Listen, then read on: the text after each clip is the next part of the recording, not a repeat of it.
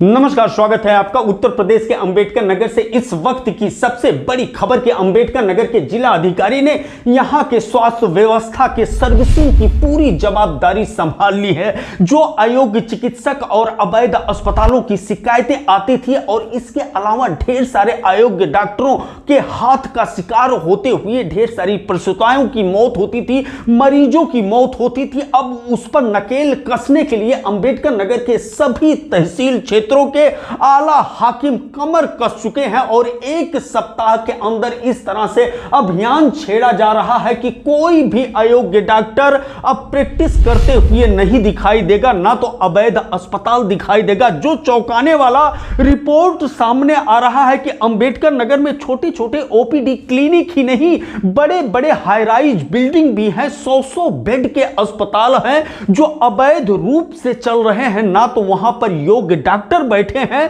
और ना तो उस अस्पताल का रजिस्ट्रेशन है। जैसे ही यह खाका एक सप्ताह के अंदर अंबेडकर नगर के जिलाधिकारी के सामने पहुंचा, उनके पैरों तले से जमीन खिसक गया और उन्होंने स्पष्ट तौर पर आदेश दिया है अंबेडकर नगर के मुख्य चिकित्सा अधिकारी को कि वह जल्द से जल्द सभी क्षेत्रों में अलग अलग टीमें गठित करते हुए सारे अयोग्य चिकित्सकों के खिलाफ मुकदमा दर्ज किया जाए, उनको जेल भेजा जाए और जो भी अवैध अस्पताल है उनको सील किया जाए। हम आपको बता दें कि 100 बेड के अस्पताल अवैध रूप से चल रहे हैं। 1 दर्जन लगभग अस्पताल अंबेडकर नगर जिले में है कि जिनका रजिस्ट्रेशन तक नहीं है और ताल ठोक करके चल रहे हैं। अंबेडकर नगर के मुख्य चिकित्सा अधिकारी का कहना है कि जब भी उन अस्पतालों की तरफ वह नजर करते हैं तो इतना दबाव पड़ता है, इतने राजनीतिक रसूख के लोगों द्वारा वह संचालित किया गया है कि कार्रवाई करने से कोई भी प्रशासनिक अधिकारी बचता है। लेकिन जिला अधिकारी ने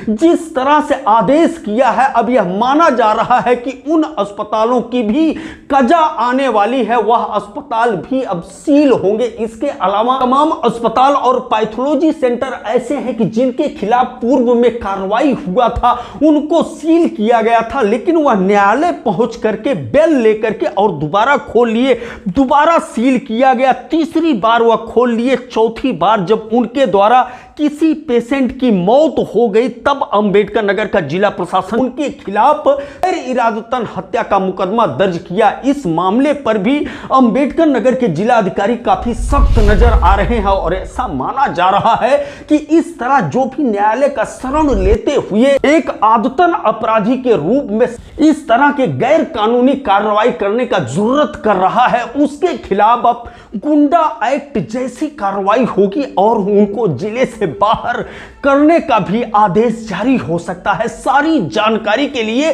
चौंकाने वाला इंटरव्यू हम आपको दिखाना चाहते हैं कि अंबेडकर नगर के मुख्य चिकित्सा अधिकारी डॉक्टर संजय कुमार सहवाल ने अंततः मान ही लिया कि बड़े पैमाने पर अंबेडकर नगर में अवैध अस्पताल संचालित हैं और अयोग्य चिकित्सकों द्वारा तमाम लोगों का इलाज किया जा रहा है। क्या कुछ कह रहे हैं डॉक्टर संजय कुमार सहवाल, मुख्य चिकित्सा अधिकारी, एक इंटरव्यू के दौरान। बसखारी में टांडा एसडीएम द्वारा छापामार कार्रवाई की गई, कई अस्पतालों की जांच की गई। क्या कुछ कार्रवाई हुआ और क्या जिले में इसी तरह से कार्रवाई होने वाला है और क्या क्या चीजें जांच की जा रही हैं? देखिए, लोगों को एक अच्छी चिकित्सा व्यवस्था अच्छे से हो या निजी चिकित्सालय के माध्यम से उपलब्ध कराया जाए, उसके लिए शासन वचनबद्ध है। तहत जो हम लोग ये कार्रवाई करते हैं, जितने भी जिले के अंदर पंजीकृत योग्य चिकित्सक हैं सबको हमने नोटिस जारी करके पंजीकरण उनका कराया है, पूरे मानक के साथ पंजीकरण कराया गया है। लेकिन फिर भी ये तथ्य शुरू से ही जानकारी में आया कि भारी संख्या में लोग ऐसे हैं कि जो अयोग्य हैं और जो है वो उनके द्वारा प्राइवेट प्रैक्टिस की जा रही है। तो जिलाधिकारी महोदय से इस पर परिचर्चा हुई थी। हम लोगों ने 18 मई को ही डीएम साहब ने एक आदेश पास करा था कि जो भी प्राइवेट प्रैक्टिशनर है उनके खिलाफ छापामारी करने के लिए, उनकी जांच करने के लिए एसडीएम की अध्यक्षता में एक टीम बनाई जाएगी। उसमें एसडीएम, सीओ और संबंधित चिकित्सा अधीक्षक होंगे। तो चूंकि हमारे 9 ब्लॉक हैं तो हमारी 9 टीमें ऑलरेडी डीएम साहब के आदेश अनुसार बनी ही हैं और वो जो है समय उनका दायित्व है कि समय समय पर वो छापामारी करें और ऐसे लोगों के खिलाफ कार्रवाई करें।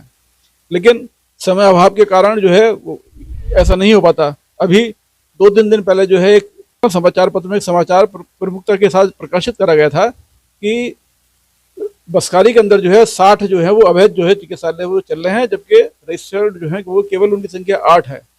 तो उस शीर्षक का जो है संदर्भ ग्रहण करने के बाद जो है वो हम लोगों ने एक बड़ा सा ये अभियान चलाया है, और ये पूरे जिले के लिए अभियान है। सभी जो है डीएम साहब के द्वारा, मेरे द्वारा भी, जो भी हमारी टीम है, एसडीएम साहब की, सीओ साहब की और हमारे चिकित्सा अधीक्षक की, सबको हमने निर्देशित करा है कि कोई भी ऐसा पंजीकृत चिकित्सक है जिसके पास रजिस्ट्रेशन नहीं है उसके खिलाफ जो कार्रवाई की जाए। और इवन जो रजिस्टर्ड चिकित्सक हैं उनमें भी देखा जाए कि जिस मानकों के हिसाब से, जिन चिकित्सकों के आधार पर उन्हें पंजीकरण प्रमाण पत्र निर्गत किया गया है, वास्तव में वही लोग काम कर रहे हैं या इससे इतर कोई अव्यवस्था है।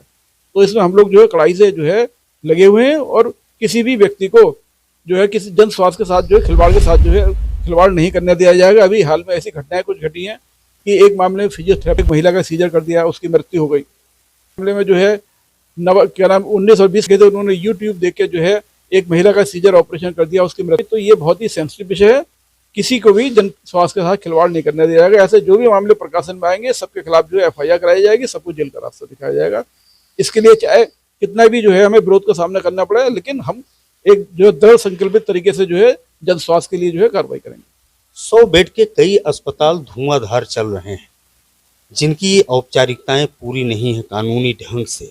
ऐसे कितने अस्पताल संज्ञान में आए हैं सर, और क्या कुछ कार्रवाई किया जाना है? देखिए, जब रूटीन कार्रवाई चल रही थी तो अभी करीब 1 महीने पहले मेरे संज्ञान में लाया गया है कि साहब जनपद के अंतर्गत जो है 17 अस्पताल हैं 100 बेड के बड़े बड़े, और उनमें से काफ़ी संख्या में जो है वो रजिस्ट्रेशन नहीं हुआ है। तो मैंने पेपर फाइल देखी तो 3-4 हॉस्पिटल ही ऐसे थे जिनका रजिस्ट्रेशन था। फिर हमने सारे लोगों को नोटिस दिया। अभी तक जो है 8 हॉस्पिटल जो है 17 में से हमने उनका पंजीकरण कर दिया है। 11 हॉस्पिटल ऐसे हैं जो पंजीकरण जिन्होंने नहीं कराया, हमारे नोटिस देने के बाद भी वो रजिस्ट्रेशन करने को तैयार नहीं है। और हमारे चिकित्सा अधीक्षक जब भी जांच करने के लिए जाते हैं तो उनके ऊपर इतना दबाव जो है, स्थानीय दबाव, राजनीतिक दबाव, दुनिया भर का दबाव जो है वो डाल दिया जाता है कि हम उनके खिलाफ कार्रवाई नहीं कर पा रहे हैं। तो मैंने जिलाधिकारी महोदय को वो सूची भेजी है। जिलाधिकारी महोदय से मैंने अनुरोध करा है कि ऐसे चिकित्सकों के खिलाफ, ऐसे प्रतिष्ठानों के खिलाफ जो है कठोर कार्रवाई की जाए। विशेषकर इसमें काफ़ी संख्या में लोग ऐसे हैं जिनके नर्सिंग स्कूल हैं, और नर्सिंग स्कूल को चलाने के लिए जो है वो 100 बेड के हॉस्पिटल की आवश्यकता है। तो वो जो है अपने नर्सिंग स्कूल का जो है वो चलाने के लिए 100 बेड के हॉस्पिटल का अवैध तरीके से बिना चिकित्सकों के, बिना मानकों के जो है पंजीकरण कराना चाहते हैं, और उसी के लिए जो है वो दुनिया भर के जो है वो खुरापात करते हैं, उल्टी सीधी एक्टिविटी समाज के अंदर जो गलत तथ्य जो फैलाने की कोशिश कर रहे हैं।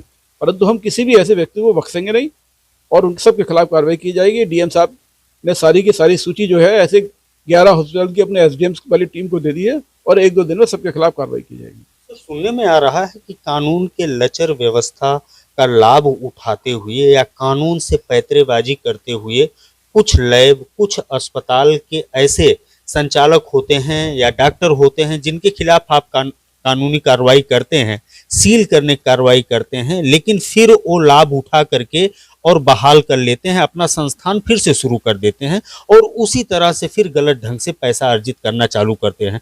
अभी एक मामला संज्ञान में जो आया है कि लगातार आप सील करने की कार्रवाई करते हैं और फिर खोल करके वह बैठ जाता है। एक कैजुअल्टी हुई, कैजुअल्टी के बाद उसके ऊपर गंभीर धारा में मुकदमा दर्ज हुआ। अब ऐसा सुनने में आ रहा है कि आप लोग और भी घेराबंदी करने के लिए गंभीरता से उसके ऊपर विचार कर रहे हैं। देखिए, जनपद में एक ऐसा प्रकरण है अमन/जेपी हॉस्पिटल जहांगीरगंज में। तो पूर्ववर्ती डीएम साहब, हमारे सीओ साहब, अधिकारी जो थे, उनके संज्ञान में आया था कि इस व्यक्ति द्वारा गलत तरीके से जो है वो चिकित्सा व्यवसाय किया जा रहा है। मूल रूप से वो फिजियोथेरेपिस्ट है, और उसके द्वारा जो सीजन सेक्शन कराए जाते हैं, उसके द्वारा जो एमटीपी की जाती है। तो 2023 में उसके खिलाफ एक एफआईआर दर्ज करवाई गई थी। एफआईआर दर्ज कराने के बाद जो है उसकी चिकित्सा प्रतिष्ठान सील कर दिया गया। वो व्यक्ति अरेस्ट हो गया। अरेस्ट होने के बाद फिर वो बेल आउट हो गया, और बेल आउट होने के बाद जो है फिर अपने घर में ही जो अन्य कमरों में फिर जो है चिकित्सा व्यवसाय करना शुरू कर दिया। फिर विभाग के संज्ञान में आया 2024 में, फिर उसके खिलाफ एक एफआईआर हुई। फिर उसकी जो है चिकित्सा प्रतिष्ठान सील हुए, और सील होने के बाद वो जेल गया। उसके बाद जो फिर वो जो है वो जमानत लेके आ गया, फिर दोबारा उसने जो चिकित्सा व्यवसाय करना शुरू कर दिया। अल्टीमेटली अभी मेरे कार्यकाल में प्रकरण संज्ञान में आया, उसने एक महिला को भर्ती करा, उसका सी सेक्शन करा गया, उसकी डेथ हो गई। तो फिर हम लोगों ने उसका चिकित्सा प्रतिष्ठान सील करा। 304A में उसके खिलाफ जो है 304 में आईपीसी की धारा में उसके खिलाफ एफआईआर करवाई, और उसको जो है अरेस्ट करा के जेल भेजा। लेकिन ये जो एक नीतिगत विषय है ये, और इसमें जो है शासन को, भारत सरकार को, राज्य सरकार को निर्णय लेना है कि इसके लिए इतना मजबूत कानून होना चाहिए कि जो व्यक्ति इस तरह की एक्टिविटी में पाया जाता है उसे वो आसानी से बेल आउट ना हो, क्योंकि वो आदतन अपराधी हो जाते हैं, क्योंकि उनका व्यवसाय है, वो कोई दूसरा काम नहीं करेंगे। तो अगर वो इजीली बेल आउट हो जाएंगे तो फटाक से आके वो दोबारा जो फिर चिकित्सा व्यवसाय करना शुरू कर देंगे, फिर दोबारा जो है वो लोगों को मारना शुरू कर देंगे। तो इसमें मैं शासन से ही मैं अनुरोध करूंगा, राज्य सरकार से, केंद्र सरकार से मैं अनुरोध करूंगा कि एक टफेस्ट कानून जो है कोई इस तरह का कानून लाया जाए जिस प्रकार से गैंगस्टर एक्ट होता है, गुंडा एक्ट होता है, पोटा होता है, जिसमें इस तरह के अपराधी व्यक्ति जो रिपीटेडली मतलब हैबिचुअल ऑफेंडर हैं, जो बार बार वो करते हैं, उनके खिलाफ एक ऐसी धारा लगाई जाए कि उनका जो आसानी से जमानत ना हो, बेल आउट ना हो, ताकि वो बाहर आके दोबारा चिकित्सा व्यवसाय ना करें। बहुत बहुत धन्यवाद सारे दर्शकों की तरफ से सीएमओ साहब। Thank you.